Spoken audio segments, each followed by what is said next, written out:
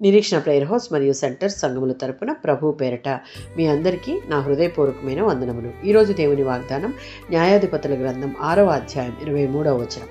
అప్పుడు యెహోవా, నీకు సమాధానము, భయపడకుము, నీవు చావవని అతనితో చెప్పెను.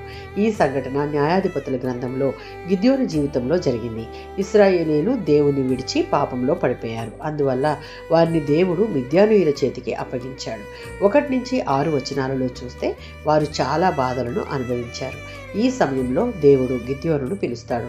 అప్పుడు గిద్యోను భయపడ్డాడు. తనను తాను చిన్నవాడిగా భావించి, నేను ఇశ్రాయేలీయులను ఎలా రక్షిస్తాను అని సందేహించాడు. దేవుని దూత గిద్యోనుకు ప్రత్యక్షమైనప్పుడు గిద్యోను బలి అర్పించాడు. అది దేవుని దర్శనం అని ఎరిగి గిద్యోను భయపడి, నేను దేవుణ్ణి చూశాను కనుక చనిపోతాను అని అన్నప్పుడు దేవుడు అతనితో, భయపడకుము, నీకు సమాధానం కలుగును అని చెప్తున్నటువంటి సందర్భంలోనిది. యెషయా గ్రంథం 41వ అధ్యాయం 10వ వచనం. భయపడుకుడి, నేను నీతో ఉన్నాను అన్న దేవుడు మనకున్న ప్రతి భయాన్ని తొలగించేవాడు.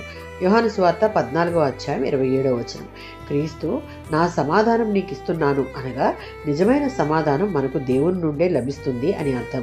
ఫిలిప్పీలకు రాసిన పత్రిక 4వ అధ్యాయం 6 నుంచి 7 వచనాలలో దేవుడిచ్చే సమాధానం మన హృదయాన్ని కాపాడి ధైర్యపరుస్తుంది.